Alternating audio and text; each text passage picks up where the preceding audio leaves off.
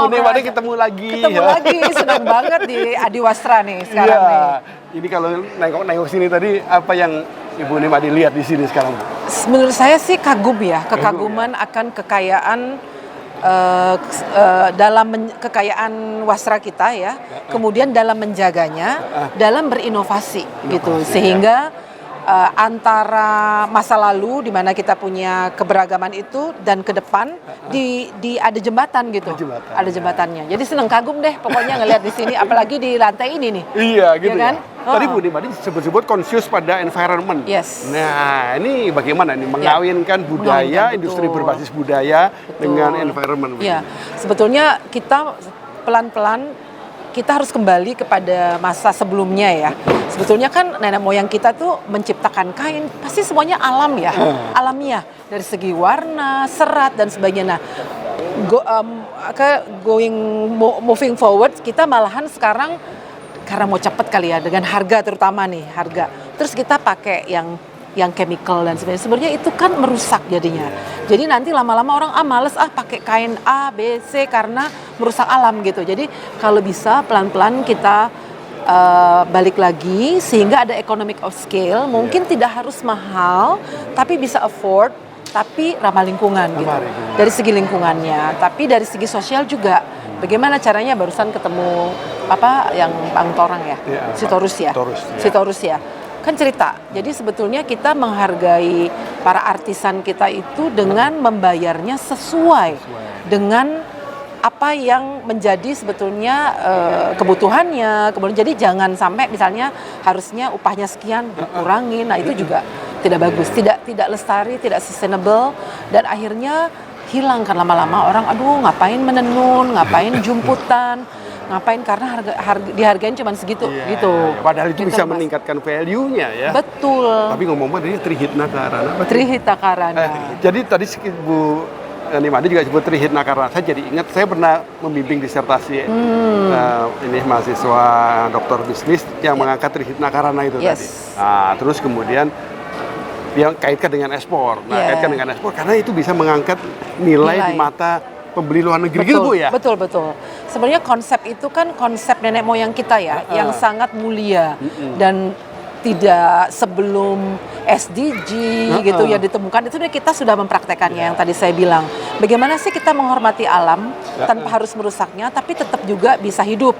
Jadi economic benefitnya ada, pada saat yang sama sosialnya juga terlindungi. Jadi saya percaya kalau kita balance gitu ya, menghargai ketiga-tiga ini, sebenarnya kita bisa maju tanpa harus merusak.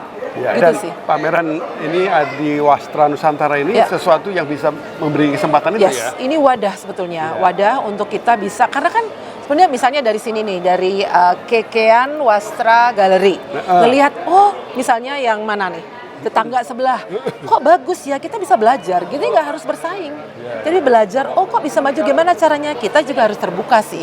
Ini terutama untuk anak-anak muda juga ya? Ini Kekean ini yang punya anak muda nih Mas Aam ini. Dan penuh dengan ambisi untuk maju. Itu bagus banget. Jadi belajar, kuncinya belajar, kemudian saling, kita nggak usah bersaing ya, tapi kolaborasi sebetulnya. Karena kita nggak tahu. Sekarang kita kalau misalnya kita medit gitu ya terhadap ilmu kita, lama-lama nanti kita nggak diajak, yang rugi siapa? Kita. Tapi kita terbuka, semuanya rezekinya ada ya. Jadi akhirnya kita diajak berkolaborasi satu hari nanti, nggak sekarang tapi tahun depan, tahun berikutnya dan sebagainya. Ini selain Mas Aam, ini ada anak muda juga, ini mahasiswa halo. yang ikut ini Bu di program Kampus Merdeka di Sekolah Ekspor Nasional dan Lakore. Keren. Ada pesan nggak Bu buat yang muda-muda ini Bu? Yang muda-muda ini kan generasi saat ini ya, Gen Z, kalian Gen Z ya pasti ya, bukan milenial nih. Saya yang milenial. Kolonial. Gen Z masih muda juga dulu. Gen Z ini kan mayoritas Indonesia itu Gen Z ya, di atas 54%. Jadi masa depan Indonesia itu kalian yang akan pegang. Jadi kalau dari segi ini ya, dari segi wastra, kekayaan dari nenek moyang kita, jaga. Jadi mulai sekarang harus belajar untuk menghargai dulu deh. Belajar untuk menghargai, terus belajar ini polanya kok bisa begini. Dari Karo tadi, dari Jawa, dari Sumatera, dari NTT, dari mana? Dari Bali, semua pelajarin, boleh apa aja. Habis itu kita hargai kan. belajar, kita hargai, habis itu kita menjadi provokator istilahnya, memprovok teman-teman kita dari dalam, dari luar negeri. Ini loh kayaannya, habis itu akhirnya hidup kan. Kalau enggak, nanti hilang. Tadi Mas Sitorus bilang tuh, Bang Sitorus bilang, salah satunya kainnya kan sudah mulai hilang di Karo. Jangan sampai terjadi. Karena itu nilai budaya kita gitu ya. Nah setelah itu bisnis boleh nggak boleh dong. Yang namanya bisnis bagaimana? Tapi bisnis yang beretika ya, bertanggung jawab. Ya, responsible business itu artinya kalau kita memang punya, akhirnya nanti misalnya mbak-mbak dan mas ini punya usaha gitu, ya kita bayar yang buat itu dengan fair istilahnya gitu ya. Jadi satu, bangga terhadap kekayaan kita, pelajari jangan sampai hilang dan orang lain yang mengklaim, dan ini ketiga, manfaatkan untuk kepentingan ekonomi, lingkungan, dan sosial kita. Itu aja sih. Tapi tadi kan Bu Menemadi kan kaitkan antara bangga buatan Indonesia Ya. dengan bangga berwisata Berwisata. Indonesia. Nah ini teman-teman ini berasal dari banyak daerah. Bagaimana ini mengkaitkan Dari itu, mana? Bu? Contoh. Dari Jawa Tengah. Nah, Jawa Tengah itu, waduh, apalagi luas dan indah ya. Jawa Tengah, Jawa Timur, Jawa Barat itu penyumbang pergerakan di Nusantara. Jadi orang ini karena penduduknya banyak ya, banyak sekali yang keliling atau traveling gitu. Nah, di Jawa Tengah itu gini deh, kita nggak usah jauh-jauh deh. Menurut kita itu biasa, tapi menurut orang luar itu luar biasa. Jadi kita kan zaman sekarang apalagi TikTok dikit gitu, tapi jangan yang aneh-aneh, jangan yang viral-viral yang aneh, tapi tidak boleh bohong ya. Harus benar.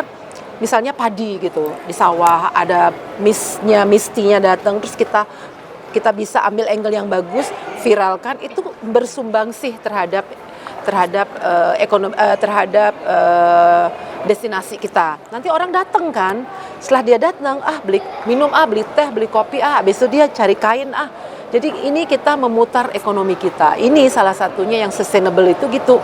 Bukan hanya ekonomi, tapi merusak lingkungan. Tapi bukan hanya menjaga lingkungan, tapi dia tetap miskin. Kan nggak bagus. Balance gitu. Jadi teman-teman semua ini, BBI-nya bangga buatan Indonesia dan bangga berwisata di Indonesia. Jangan ke Korea ya. Sukanya. Iya, oke. Aduh. Oke, ini mungkin ada pertanyaan dari Aam. Oh ya, gimana?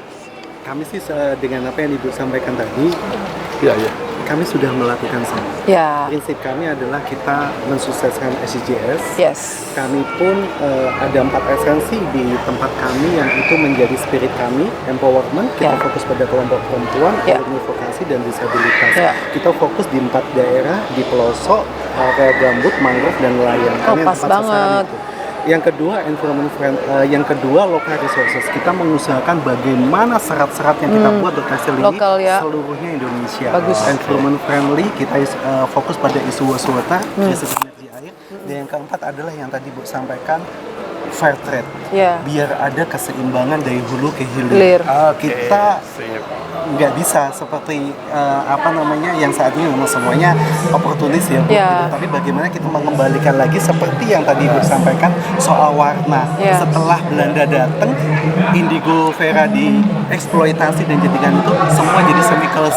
Oke, sip. Ya begitu. Nah, yang menjadi kegelisahan kami adalah bagaimana kita terus bisa berkolaborasi Bu Ya. dengan sustain dan tidak sporadis, Ya. terutama dengan pemerintah. Pemerintah, ya. Kalau dengan yang kaitannya dengan kelembagaan negara, kami biasanya kan dengan Bank Indonesia untuk Oke. menjadi Bapak Ibu asuh. Ya. Ini yang menjadi pertanyaannya adalah bagaimana terus kita bisa sustain. Ya. Sistem. Iya, iya, betul. Oke, sekalian mungkin.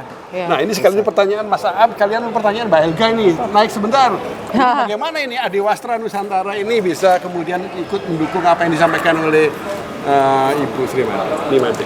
Ya, tentunya kita berikut kita akan bawa Bu rencananya Adiwastra Nusantara Go Internasional. Oke, good. Jadi mudah-mudahan Mudah-mudahan. ada rencana ini ada wacana tahun depan bisa ikut dalam Paris Fashion Week. Jadi kita bikin, tapi bukan kita mengikut sertakan untuk Ya, jalan ya. di catwalk ya, tapi memperkenalkan kita punya wastra awareness Nusantara. dulu Iya, ya, awareness bahwa dulu. kekayaan Nusantara Betul. kita. Oke. Rencananya begitu. Very good. Very good. Mohon didukung semuanya ini. Siap, Rencananya pemerintah Mas Aam pasti. sama Ya. Adiwastra Nusantara. Tahun Oke. depan kami mau bikin Bali Fashion Content gitu. Dan sekaligus Duta Wastra Indonesia. Dan saya udah bentuk sama teman-teman di Bali, dan Oke. saya pengen nanti juga venue-nya itu benar-benar masuk itu fresh Bali banget, dan nanti akan ada show, pameran, talk show, ada forum bisnis, dan kita saya juga sudah kayak Bagus, hubungi bagus. Brunei, kita menghubungi beberapa atas Oke. perdagangan dan juga dengan para sponsor dari Indonesia, Oke. BUMN kayak gitu. Mantap. Oke. Pasti didukung Iya, ya. iya, iya. Oke, nanti kita bisa bicarakan lagi. Ya, terima kasih banyak Bunda kasih Bre. banyak. Nggak sengaja kumpul di sini. Iya, Terima kasih. makasih banyak. Oke, makasih Bunda Bre. Terima kasih ya, sukses.